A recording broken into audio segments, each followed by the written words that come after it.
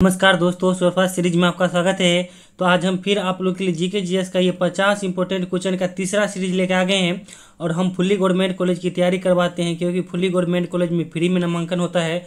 और यदि आप लोग चाहते हैं कि आपका भी नामांकन फुल्ली गवर्नमेंट कॉलेज में यानी फ्री में हो, तो अभी से मेहनत में लग जाइए। यदि अभी से थोड़ा भी ईमानदारी से मेहनत करेंगे तो आप लोग का जो है 1.5 लाख रुपये का बचत हो जाएगा और फुल्ली गवर्नमेंट कॉलेज में नामांकन हो जाएगा। तो चलिए इस क्लास की शुरुआत करने से पहले बता दें कि जो लोग अभी हमारे चैनल पर नए हैं, आप हमारे चैनल को सब्सक्राइब कर लीजिए और अपने दोस्तों में भी शेयर कर दीजिए।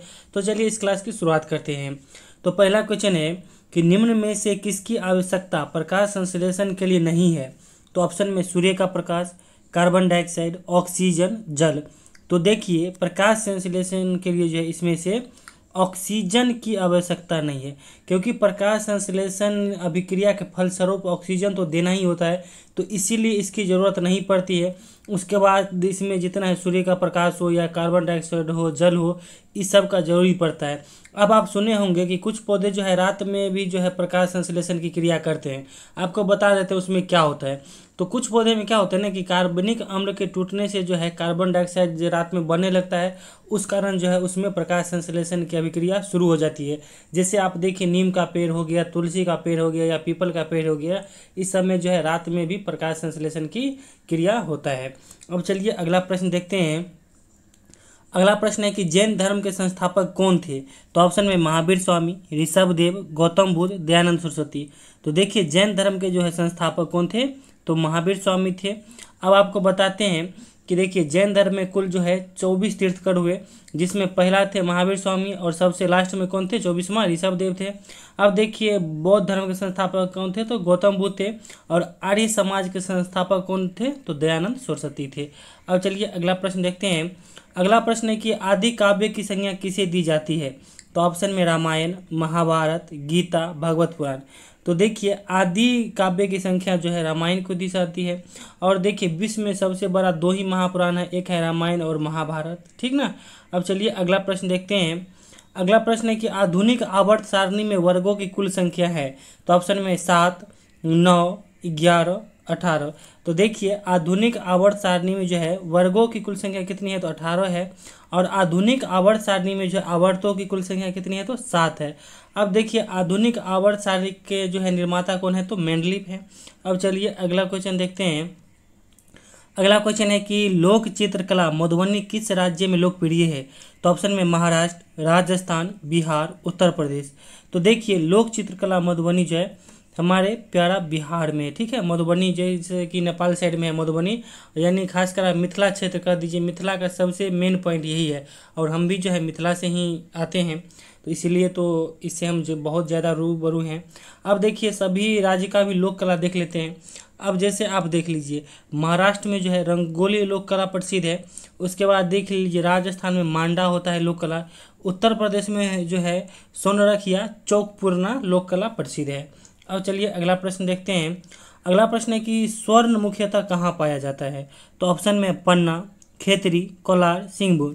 तो देखिए, स्वर्ण जो है मुख्यतः कोलार खान कर्नाटक में पाया जाता है, और पन्ना जो है यहाँ हीरा की खानें पाई जाती है, जो कि मध्य प्रदेश में है। और खेतरी जो है राजस्थान में है, और इसमें विशेषकर जो है तांबा उत्पादन होता है।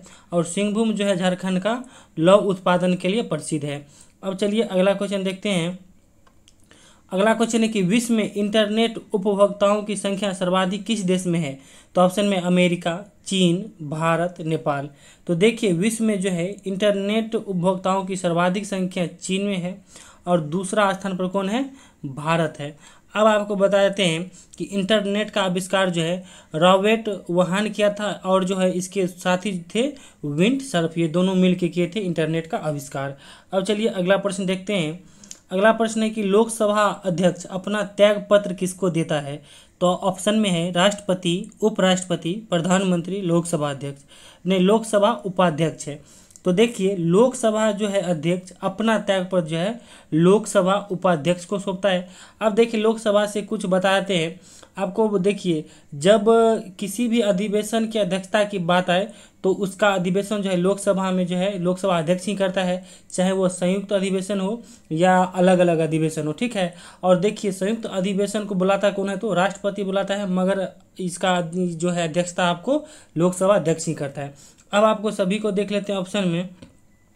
देखिए, राष्ट्रपति जो है अपना त्यागपत्र उपराष्ट्रपति को देता है, और उपराष्ट्रपति जो है अपना त्यागपत्र राष्ट्रपति को देता है, और प्रधानमंत्री जो है अपना त्यागपत्र किसको देता है, तो राष्ट्रपति को देता है।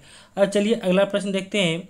अगला प्रश्न है कि किस वर्ष राष्ट्रीय गीत वंदे मातरम पहली बार गाया गया था? तो ऑप्शन में 1896, 1905, 1930, 1947। तो देखिए, राष्ट्रीय गीत जो है वंदे मातरम पहली बार कोलकाता अधिवेशन में 1896 में गाया गया था, और इसके जो है रचयिता कौन है, तो बंकिम चंद्र चट्टोपाध्याय है। अब देखिए, राष्ट्रीय गीत जान लिए, तो राष्ट्रीय गान का देखिए उसके रचयिता कौन है, तो रविंद्रनाथ टैगोर है। और राष्ट्रीय गान जो है सर्वप्रथम 1911 में कोलकाता अधिवेशन में गाया गया था। अब चलिए अगला प्रश्न देखते हैं। अगला प्रश्न है कि पुष्कर झील कहाँ स्थित है? तो ऑप्शन में महाराष्ट्र, राजस्थान, उत्तर प्रदेश, बिहार। तो देखिए, पुष्कर झील जो है राजस्थान में स्थित है, और सांभर झील भी राजस्थान में है। और देखिए, लोनार झील जो है कहाँ है, महाराष्ट्र में, जो कि उल्का पिंड के गिरने से बना है। और देखिए, उत्तर प्रदेश में जो है गोविंदपल्लम पत जो है ये सागर यानी झील जो है, ये जो है भारत का सबसे बड़ा मानव निर्मित झील है, जो कि उत्तर प्रदेश में है। उसके बाद देखिए, बिहार में जो है कांबर झील ले लीजिए, या कुछ जो है आपको ककोलत जलप्रपात भी बिहार के नवादा जिला में है। अब चलिए अगला प्रश्न देखते हैं। अगला प्रश्न है कि जल का शुद्धतम रूप है? तो ऑप्शन में नल का जल, वर्षा का जल, भौम जल, अशुद्ध जल। तो देखिए, जल का जो है शुद्धतम रूप कौन होता है, तो वर्षा का जल होता है, और वर्षा का जल जो है अम्लीय होता है, और इसका पीएच मान होता है 5 से लेके 5.5 के बीच में होता है, ठीक ना। अब चलिए अगला क्वेश्चन देखते हैं। और अभी देखिए, खासकर अभी के समय में अगर कहिएगा कि वर्षा जल उतना शुद्ध रहता है तो नहीं रहता है, क्योंकि इतना जो है फैक्ट्री, कल कारखाने, इतना वायु प्रदूषण है जो ज़्यादा अम्लीय हो गया, यानी ज़्यादा प्रदूषित हो गया है। आप देखते ही हैं कि जो ये अम्लीय वर्षा के कारण जो है ताजमहल व्हाइट से क्या हो गया है, पीला हो गया, ठीक है। अब चलिए अगला क्वेश्चन देखते हैं।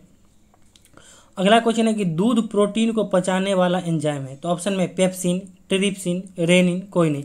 तो देखिए, दूध में जो प्रोटीन होता है उसको कौन पचाता है, तो रेनिन पचाता है। रेनिन जो एंजाइम होता है उसी के कारण दूध का प्रोटीन पचता है। अब आपको बताते हैं कि रेनिन जो है छोटे बच्चा में ज़्यादा होता है, खासकर 1 से लेके 6 माह तक के बच्चे को जो है, यानी जब जन्मजात शिशु रहता है उसमें जो है रेनिन एंजाइम ज़्यादा बनता है। क्योंकि देखिए, 1 से लेकर 6 वर्ष यानी 6 महीना तक के बच्चे को जो है कहा जाता है कि पानी नहीं पिलाने के लिए, क्योंकि उसको जो है सिर्फ दूध ही पिलाना चाहिए। तो इसीलिए जो है छोटा बच्चा देखिएगा 2 साल, 3 साल, चाहे 5 साल तक ज़्यादा दूध का सेवन करता है, और उसको देखिएगा पतला पैखाना यानी पेट खराब नहीं होता है।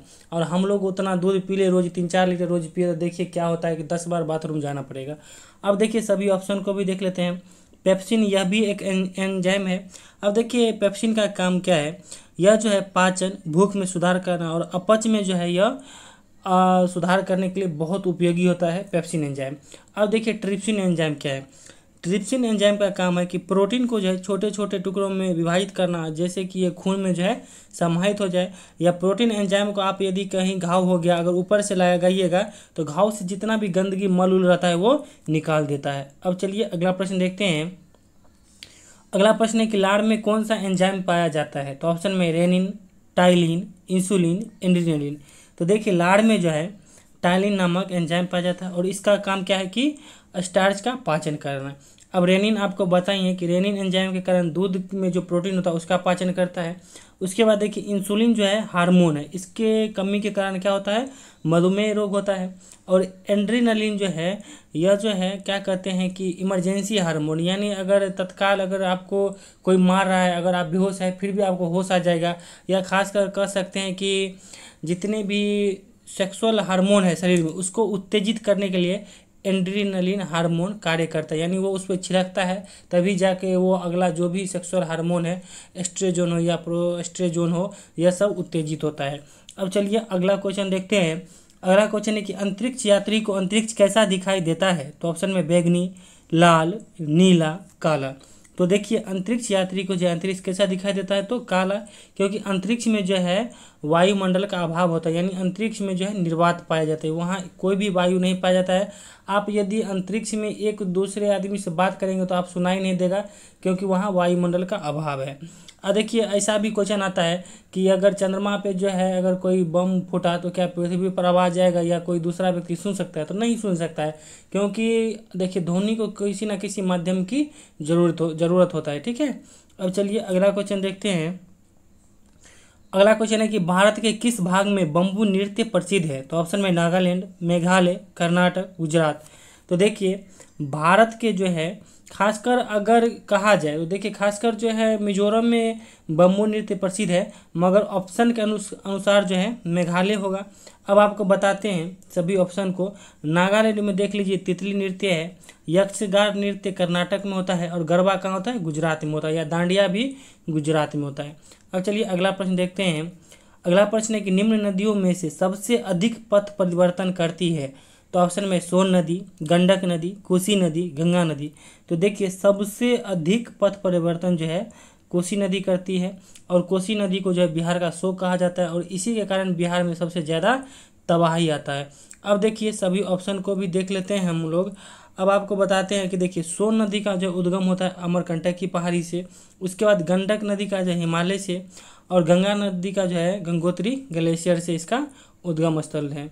अब चलिए अगला क्वेश्चन देखते हैं। अगला क्वेश्चन है कि दक्षिण भारत की नदियों में सबसे लंबी नदी है? तो ऑप्शन में गोदावरी, कृष्णा, कावेरी, गंगा। तो देखिए दक्षिण भारत की नदियों में सबसे लंबी नदी कौन है? तो गोदावरी है। अगर भारत के अंदर की जाए बात तो सबसे लंबी नदी कौन है? गंगा है, जो कि 2525 किलोमीटर इसकी लंबाई है। अब चलिए अगला प्रश्न देखते हैं। अगला प्रश्न है कि भारत की उत्तरी सीमा पर स्थित पर्वत है? तो ऑप्शन में अरावली, हिमालय, नीलगिरी, सतपुरा। तो देखिए भारत की जो उत्तरी सीमा पर जो स्थित पर्वत है वो हिमालय है। हिमालय का ही भाग है। काराकोरम, पीर पंजाल, जास्कर, लद्दाख, यह सब किसका है? हिमालय का ही भाग है। उत्तरी हिमालय यानी उत्तर से हम लोग जब ऊपर देखिएगा जम्मू कश्मीर में, तो यह सब आपको देखने को मिलेगा मैप में जब पढ़िएगा। अब देखिए अरावली आप जानते हैं कि यह जो है मृत पर्वत है, और यह राजस्थान में खासकर अवस्थित है, और इसे राजस्थान से लेकर दिल्ली तक है। नीलगिरी जो है पूरा मैप में जाइएगा तो दक्षिण में नीचा है, यानी आपको कन्याकुमारी यानी जो है केरल और तमिलनाडु के जो है सीमा पर स्थित है, और सतपुरा की पहाड़ी जो है मध्य प्रदेश में स्थित है। अब चलिए अगला प्रश्न देखते हैं। अगला प्रश्न है कि निम्न में कौन सा जानवर सामान्यतः छोटी गाड़ी को खींचता है? तो ऑप्शन में ऊंट, घोड़ा, गधा, गाय। तो देखिए सामान्यतः आप देखिएगा गांव सब में या कहीं छोटे इलाका में जहां जनजाति या छोटा जाति पाई जाती है जो ऊंट घोड़ा सबको पालता है, तो वहाँ देखिएगा घोड़ा से ही जो है यात्रा होता है। या हमारे गांव के बगल में भी देखते थे, जैसे पहले आज से 10 साल पहले जब ये इतना साधन नहीं था तो घोड़ा गाड़ी का प्रयोग होता था, यानी जो है घोड़ा का प्रयोग किया जाता है छोटी गाड़ी को खींचने के लिए। अब चलिए अगला प्रश्न देखते हैं। अगला प्रश्न है कि पौधे के किस भाग से हमें कॉफ़ी मिलती है? तो ऑप्शन में छाल, पत्ती, बीज, तना। तो देखिए पौधे के जो है बीज से कॉफ़ी मिलता है, और कॉफ़ी के उत्पादन में सबसे अग्रणी राज्य कौन है? बिहार में, सॉरी भारत में, यानी भारत में आपको हो गया कर्नाटक, यानी संपूर्ण कॉफ़ी का जो है 50% उत्पादन कर्नाटक में होता है। और कॉफ़ी में क्या पाया जाता है? तो कैफीन पाया जाता है। अब चलिए अगला प्रश्न देखते हैं। अगला प्रश्न है कि केचुआ के द्वारा मृदा की उर्वरता बढ़ाने की प्रक्रिया को क्या कहते हैं? तो ऑप्शन में जैविक खेती, वर्मी कंपोस्ट, रासायनिक खेती, इनमें से सभी। तो देखिए केचुआ के द्वारा जो मृदा की उर्वरता को बढ़ाने की प्रक्रिया को वर्मी कंपोस्ट कहते हैं। और देखिए जैविक खेती किसे कहते हैं? तो जैविक खेती जो है जिसमें जो है नग्न मात्रा में जो है रासायनिक खाद, जैसे कोई यूरिया, पोटास आप सब कहते हैं, उसका नग्न मात्रा में प्रयोग करके जो है जैविक खेती का उपयोग किया जाता है। अब चलिए अगला प्रश्न देखते हैं।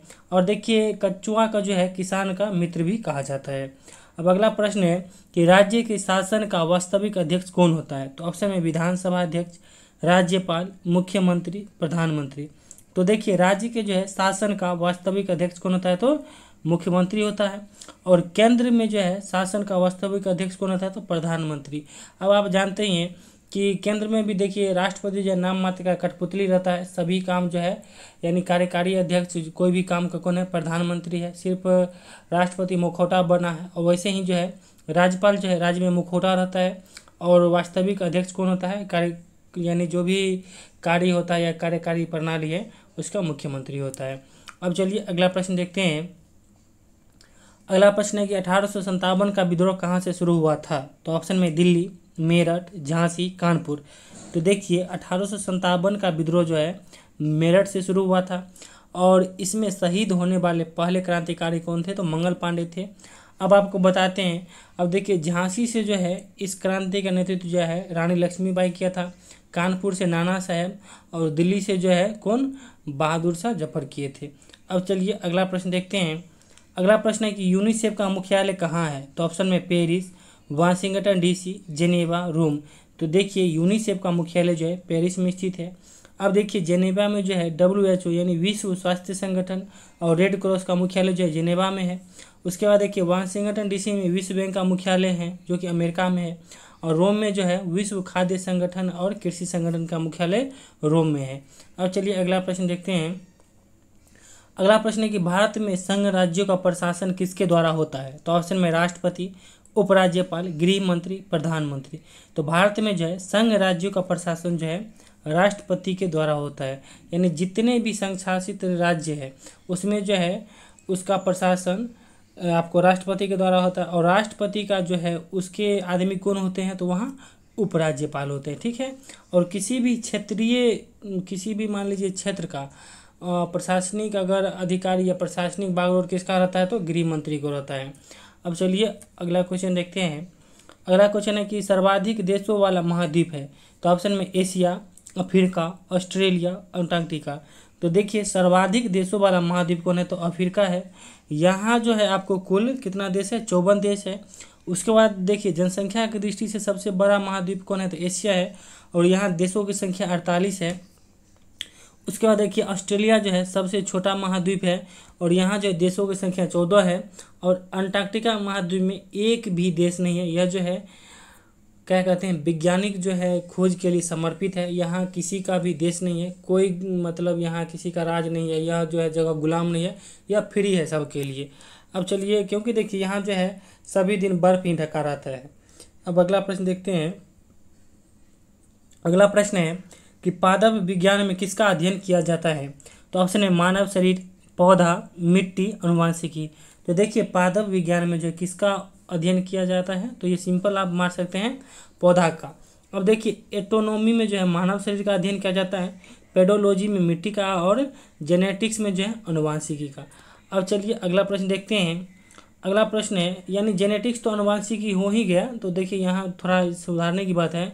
अब आपको बता दें अनुवांशिकी में जो है जीन का अध्ययन या कोई कुल हो, जैसे मान लीजिए किसी जानवर का कुल जानवर का जीन या किसी पौधा का जीन, इसका अध्ययन जो है अनुवांशिकी के तहत किया जाता है। अब चलिए अगला प्रश्न देखते हैं। अगला प्रश्न है कि संसदीय शासन प्रणाली सर्वप्रथम किस देश में विकसित हुई? तो ऑप्शन में ब्रिटेन, अमेरिका, रूस, ऑस्ट्रेलिया। तो देखिए संसदीय शासन प्रणाली जो है सर्वप्रथम ब्रिटेन में विकसित हुआ। और हमारे भारत में भी जो है संविधान में संसदीय प्रणाली ब्रिटेन से लिया गया है। और अमेरिका से मौलिक अधिकार, रूस से जो है मौलिक कर्तव्य, और देखिए ऑस्ट्रेलिया से जो है प्रस्तावना की भाषा लिया गया है। अब चलिए अगला प्रश्न देखते हैं। अगला प्रश्न है कि शरीर में तत्काल ऊर्जा पाने के लिए किसकी आवश्यकता अधिक होती है? तो ऑप्शन में प्रोटीन, विटामिन, ग्लूकोज, संतुलित आहार। तो देखिए शरीर में जो है तत्काल ऊर्जा पाने के लिए ग्लूकोज का उपयोग किया जाता है। आप देखिए कि जितना दौड़ने वाले लड़के हैं जो तत्काल एनर्जी के लिए ग्लूकोज पीते हैं, क्योंकि ग्लूकोज जो है कार्बोहाइड्रेट में बदलता है और इसमें सबसे ज़्यादा कार्बोहाइड्रेट पाया जाता है। अब चलिए अगला प्रश्न देखते हैं। अगला प्रश्न है कि केगा परमाणु विद्युत संयंत्र कहाँ अवस्थित है? तो ऑप्शन में कर्नाटक, तमिलनाडु, गुजरात, राजस्थान। तो देखिए केगा परमाणु संयंत्र कहाँ है? कर्नाटक में है। काकरापारा जो है परमाणु संयंत्र गुजरात में है। कल्पक्कम जो है तमिलनाडु में है और रावतभाटा जो है राजस्थान में है। अब चलिए अगला क्वेश्चन देखते हैं। अगला क्वेश्चन है कि भारत में ऊर्जा का मुख्य स्रोत क्या है? तो ऑप्शन में आणविक, तापीय, जल विद्युत, कोई नहीं। तो देखिए भारत में ऊर्जा का मुख्य स्रोत जो है तापीय है, यानी जो है कोयला से ज़्यादा हम लोग को बिजली उत्पादन होता है, यही है तापीय ऊर्जा, ठीक है। तो अभी हमारे देश में जो उतना जो है परमाणु बिजली उत्पन्न नहीं होता है, तो इसीलिए हम लोग जो है कोयला पे ज़्यादा निर्भर रहते हैं और कोयला से ही जो है विशेषकर आपको 80% तापीय ऊर्जा मिलता है। अब चलिए अगला प्रश्न देखते हैं। अगला प्रश्न है कि बॉक्साइट किसका अयस्क है? तो ऑप्शन में पारा, एल्यूमिनियम, लोहा, सोना। तो देखिए बॉक्साइट जो है एल्यूमिनियम का अयस्क है।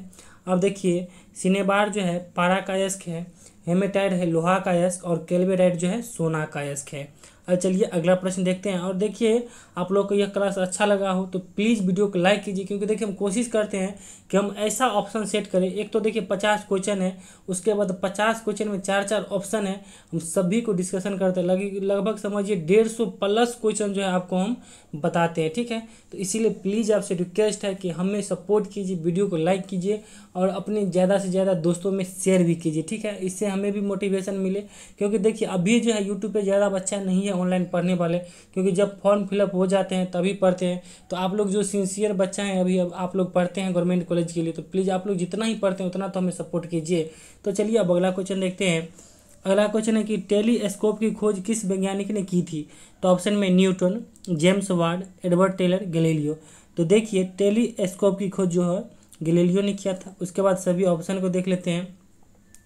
गुरुत्वाकर्षण का नियम और गति का सिद्धांत जो है न्यूटन ने दिया था। उसके बाद देख लीजिए वाष्प इंजन का खोज किसने किया था? James Watt. और हाइड्रोजन की खोज है एडवर्ड टेलर ने किया था। अब चलिए अगला प्रश्न देखते हैं। अगला प्रश्न है कि विद्युत ऊर्जा को यांत्रिक ऊर्जा में बदलने की युक्ति है? तो ऑप्शन में डायनेमो, ट्रांसफर, विद्युत मोटर, बल्ब। तो देखिए विद्युत ऊर्जा को जो है यांत्रिक ऊर्जा में कौन बदलता है? तो विद्युत मोटर बदलता है। और देखिए यांत्रिक ऊर्जा को जो है विद्युत ऊर्जा में डायनेमो बदलता है। और ट्रांसफर का काम क्या है कि उच्च एसी वोल्टेज को निम्न एसी वोल्टेज में बदलना, या निम्न एसी वोल्टेज को उच्च एसी ये वोल्टेज में बदलना, ठीक है। अब देखिए बल्ब जो है विद्युत ऊर्जा को ऊष्मा और प्रकाश ऊर्जा में बदलता है। अब चलिए अगला प्रश्न देखते हैं। अगला प्रश्न है कि छोटा नागपुर का पठार किस लिए प्रसिद्ध है? तो ऑप्शन में खनिज संसाधन, सूती वस्त्र, मसाला, सोना। तो देखिए छोटा नागपुर का पठार जो है खनिज संसाधन के लिए प्रसिद्ध है। उसके बाद देखिए मुंबई किसके लिए प्रसिद्ध है? तो सूती वस्त्र के लिए, मसाला के लिए केरल है, और सोना के लिए कोलार खंड जो है कर्नाटक प्रसिद्ध है, खासकर भारत में। अब अगला प्रश्न देखते हैं। अगला प्रश्न है कि मुद्रा राक्षस के लेखक कौन है? तो ऑप्शन में कलहन, विशाखादत्त, कालिदास, अबुल फजल। तो देखिए मुद्रा राक्षस के लेखक कौन है? तो विशाखादत्त हैं। उसके बाद देखिए राजतरंगिणी के लेखक कौन है? तो कलहन है। और ये जो राजतरंगिणी में जो है कश्मीर के इतिहास का वर्णन है। उसके बाद देखिए कालिदास की पुस्तकें देख लेते हैं, जैसे अभिज्ञान शकुंतलम हो गया, ऋतुसंहार हो गया, और आपको मेघदूतम हो गया, यह सब जो है कालिदास की है। और देखिए अकबरनामा के लेखक कौन है? तो अबुल फजल है। अब अगला प्रश्न है कि निम्न में कौन संसद का भाग नहीं है? तो ऑप्शन में राष्ट्रपति, राज्यसभा, लोकसभा, प्रधानमंत्री। तो देखिए इसमें से जो है संसद का भाग कौन नहीं है? प्रधानमंत्री नहीं है, क्योंकि आपको बताते हैं संसद 3 भाग से मिलकर बना होता है, राष्ट्रपति, राज्यसभा और लोकसभा भी, ठीक है। अब चलिए अगला प्रश्न देखते हैं। अगला प्रश्न है कि मानस राष्ट्रीय उद्यान किस राज्य में है? तो ऑप्शन में असम, मध्य प्रदेश, उत्तराखंड, उत्तर प्रदेश। तो देखिए मानस राष्ट्रीय उद्यान जो है असम में स्थित है। उसके बाद देखिए काजीरंगा राष्ट्रीय उद्यान भी असम में है। उसके बाद देखिए आपको उत्तराखंड में जो है जिम कॉर्बेट नेशनल पार्क है। उसके बाद देखिए आपको बताते हैं कि यहाँ उत्तर प्रदेश में देखिए दुधवा राष्ट्रीय उद्यान है। उसके बाद मध्य प्रदेश में जो है कान्हा और किसली राष्ट्रीय उद्यान है। अब चलिए अगला प्रश्न देखते हैं। अगला प्रश्न है कि निम्न में से किस धातु को चाकू द्वारा आसानी से काटा नहीं जा सकता? तो ऑप्शन में एल्यूमिनियम, सोडियम, पोटेशियम, लिथियम। तो देखिए इसमें से जो है किसको नहीं काटा जा सकता है आसानी से? तो ये एल्युमिनियम को नहीं काटा जा सकता है। और एल्युमिनियम का ये जो एल्युमिनियम किसका है? तो बॉक्साइड। अब आपको बताते हैं सोडियम को भी चाकू से आसानी से काट सकते हैं, पोटेशियम को भी और लिथियम को भी। अब चलिए अगला प्रश्न देखते हैं। अगला प्रश्न है कि भारत छोड़ो आंदोलन कब प्रारंभ हुआ था? तो ऑप्शन में 9 अगस्त 1942, 10 अगस्त 1942, 15 अगस्त 1942, 16 अगस्त 1942। तो देखिए भारत छोड़ो आंदोलन जो है 9 अगस्त 1942 को शुरुआत हुआ था। अगर यहाँ से आपको पूछे कि इसका नेतृत्वकर्ता कौन थे, तो देखिए आप लोग सीधे कह देते हैं गांधी जी, मगर आप डिटेल से पढ़िएगा हिस्ट्री में तो इस क्रांति के जो है कोई नेतृत्वकर्ता नहीं थे, ठीक है। ये नेतृत्व विहीन था भारत छोड़ो आंदोलन। अब आपको बताते हैं कि देखिए हम कितना ये कोशिश करते हैं कि सभी ऑप्शन आप लोग को सेट कर दें, यानी मान लीजिए अगर किसी बुक से हम अगर लेते हैं और वैसे मान लीजिए डायरेक्ट बिना ऑप्शन सेट किए अगर क्वेश्चन सेट कर देते हैं तो फिर हमें टाइपिंग करने में समय नहीं लगता है। मगर हम कोशिश करते हैं कि ज़्यादा से ज़्यादा आप लोग को बेनिफिट मिले, ज़्यादा से ज़्यादा रिपीटेशन हो क्वेश्चन को, जो आप लोग की जुबान पे रहे और एक भी क्वेश्चन गलती नहीं हो। और देखिए इस बार हम कोशिश क्या करेंगे, नहीं कि देखिए गांव में क्या होता है ना कि बहुत सारे मीडियम फैमिली से भी बच्चे होते हैं, वो बहुत सारे किताब, मान लीजिए 4-5 राइटर का किताब आता है या 5-7 पब्लिकेशन का किताब आता है, तो बहुत सारे बच्चे मान लीजिए 200-250 में किताब देता है, तो बहुत सारे बच्चे सभी किताब या 2-3 किताब नहीं प्रेफर कर पाते हैं। तो हम क्या करेंगे इस बार कि देखिए जो खासकर पटना में बुक अवेलेबल है और जो लोकल मार्केट में किसी ज़िला में नहीं होगा, तो हम कोशिश करेंगे इस बार जितने भी यहाँ बुक अवेलेबल है हम सभी बुक का, चाहे जीके जीएस का पार्ट हो, टीचिंग एप्टीट्यूड का हो या इंग्लिश का हो, सभी का जो है डिस्कशन, बुक का भी एक स्पेशल टाइम रखेंगे डिस्कशन का, और जितना 4-5 बुक रहेगा हम सभी का डिस्कशन आप लोग के लिए करा देंगे। अब चलिए अगला प्रश्न देखते हैं। अगला प्रश्न है कि बेगम हजरत महल 1857 की क्रांति का नेतृत्व किस शहर से किया था? तो ऑप्शन में लखनऊ, कानपुर, इलाहाबाद, कोई नहीं। तो देखिए बेगम हजरत महल जो है 1857 की क्रांति का नेतृत्व लखनऊ से किया था, और कानपुर से किसने किया था इस क्रांति का नेतृत्व? नाना साहब। इलाहाबाद से जो है लियाकत अली ने किया था। अब चलिए अगला प्रश्न देखते हैं। अगला प्रश्न है कि नेत्र में प्रवेश करने वाला प्रकाश की मात्रा को किसके द्वारा नियंत्रित किया जाता है? तो ऑप्शन में पुतली, रेटिना, कॉर्निया, श्वेत पटल। तो देखिए नेत्र में जो है प्रवेश करने वाले प्रकाश की मात्रा को जो है पुतली के द्वारा नियंत्रित किया जाता है। आप देखिए नेत्र की जो है न्यूनतम स्पष्ट दूरी कितना होता है? 25 सेंटीमीटर। आप देखिए कि नेत्र में ये दोष होता है निकट दृष्टि दोष और दूर दृष्टि दोष। निकट दृष्टि दोष में क्या होता है कि निकट की वस्तु दिखाई देता है, दूर की नहीं, और दूर दृष्टि दोष में क्या होता है कि दूर की वस्तु दिखाई देता है और निकट की नहीं। अब चलिए अगला प्रश्न देखते हैं। अगला प्रश्न है कि क्षेत्रफल की दृष्टि से सबसे बड़ा देश है? तो ऑप्शन में भारत, चीन, रूस, अमेरिका। तो देखिए क्षेत्रफल की दृष्टि से जो सबसे बड़ा देश कौन है? तो रूस है, और भारत का स्थान कौन है? तो 5वां है। अब चलिए अगला प्रश्न देखते हैं। अगला प्रश्न है कि रेबीज मुक्त होने वाला भारत का पहला राज्य कौन है? तो ऑप्शन में केरल, गोवा, हिमाचल प्रदेश, बिहार। तो देखिए रेबीज मुक्त होने वाला जो भारत का पहला राज्य कौन है? गोवा है, और गोवा भारत का सबसे छोटा राज्य भी है, और यह जो है प्रत्येक घर तक नल जल योजना के तहत पानी पहुंचाने वाला पहला राज्य भी बना था। और जो है नई शिक्षा नीति लागू करने वाला पहला राज्य कौन है? हिमाचल प्रदेश है। उसके बाद देखिए आपको कि जल जीवन हरियाली मिशन जो है बिहार के द्वारा किया गया था, और केरल जो है भारत में सबसे शिक्षित राज्य है। अब अगला क्वेश्चन है कि बांग्लादेश की संसद का नाम क्या है? तो ऑप्शन में जातीय संसद, नेशनल कांग्रेस, ड्यूमा, नेसेट। तो देखिए बांग्लादेश की संसद का नाम क्या है? तो जातीय संसद है। उसके बाद देखिए नेशनल कांग्रेस जो है अमेरिका का है, ड्यूमा रूस का है, और नेसेट जो है आपको इजराइल के संसद का नाम है। अब अगला प्रश्न है कि लोकसभा में जाने के लिए न्यूनतम आयु कितनी होनी चाहिए? तो ऑप्शन में 21 वर्ष, 25 वर्ष, 30 वर्ष, 35 वर्ष। तो देखिए लोकसभा में जाने के लिए न्यूनतम वर्ष जो ये न्यूनतम आयु जो है 25 वर्ष होना चाहिए। उसके बाद देखिए पंचायती राज में भाग लेने के लिए यानी चुनाव में 21 वर्ष होना चाहिए न्यूनतम आयु। उसके बाद देखिए आपको राज्यसभा में जाने के लिए 30 वर्ष, और राष्ट्रपति या राज्यपाल बनने के लिए न्यूनतम आयु है 35 वर्ष। अब चलिए अगला प्रश्न देखते हैं। अगला प्रश्न है कि बिहार में सर्वाधिक वर्षा कहाँ होता है? तो ऑप्शन में पटना, समस्तीपुर, किशनगंज, रोहतास। तो देखिए बिहार में जो है सर्वाधिक वर्षा कहाँ होता है? तो किशनगंज जिला में होता है, जो कि दक्षिण पश्चिम मानसून से होता है। और देखिए सबसे शिक्षित राज्य ये जिला कौन है आपको बिहार में? तो रोहतास है। ठीक। अब चलिए और सबसे ज़्यादा नगरीय जनसंख्या तो पटना जिला की है, और पूसा कृषि विश्वविद्यालय जो है समस्तीपुर में है। अब चलिए अगला क्वेश्चन है, और देखिए आप लोग किन किन जिला से आप लोग कमेंट करके भी बताइएगा, ठीक है। अब अगला क्वेश्चन है कि निम्न में कौन सी भौगोलिक स्थिति बिहार में सबसे ज़्यादा है? तो ऑप्शन में पर्वत, पठार, मैदान, कोई नहीं। तो देखिए यहाँ जो है हमारी बिहार में सबसे ज़्यादा भौगोलिक स्थिति किसका है? तो मैदान का है, यानी आपको 95% जो है मैदान है। अब चलिए अगला प्रश्न देखते हैं। अगला प्रश्न है कि नींबू में कौन सा अम्ल पाया जाता है? तो ऑप्शन में साइट्रिक, ब्यूटेरिक, ट्राइट्रिक, लैक्टिक अम्ल। तो देखिए नींबू में जो है सबसे ज़्यादा कौन अम्ल पाया जाता है? साइट्रिक अम्ल, यानी इसमें सामान्यतः साइट्रिक अम्ल ही पाया जाता है। और देखिए मक्खन में हो या मोम में जो है ब्यूटेरिक अम्ल पाया जाता है, और इमली और अंगूर में जो है टार्ट्रिक अम्ल, और दूध में जो है लैक्टिक अम्ल पाया जाता है। अब अगला क्वेश्चन है कि वर्तमान में पंजाब के मुख्यमंत्री कौन बने हैं। तो इस क्वेश्चन का आंसर आप लोग कमेंट बॉक्स में दीजिएगा। और सभी स्टूडेंट से हम कहते हैं कि आप लोग देखिए, कॉपी कलम लेके बैठिए और 1 से लेकर 50 तक नंबरिंग कीजिए और देखिए कि इस सेट में कितना मार्क आता है। और आपको जो ही मार्क आए आप हमें कमेंट करके बताइए। इससे क्या होगा कि आपका तैयारी इंप्रूव होगा। तो चलिए इस क्वेश्चन का आंसर बताइएगा और साथ ही 50 में आप लोग का कितना मार्क आया वो भी बताइएगा। और वीडियो अच्छा लगे हो तो प्लीज़ वीडियो को लाइक कीजिए, अपने दोस्तों में शेयर भी कर दीजिए। तो चलिए हमारे साथ बने रहिए। Thank you, all the best, thank you.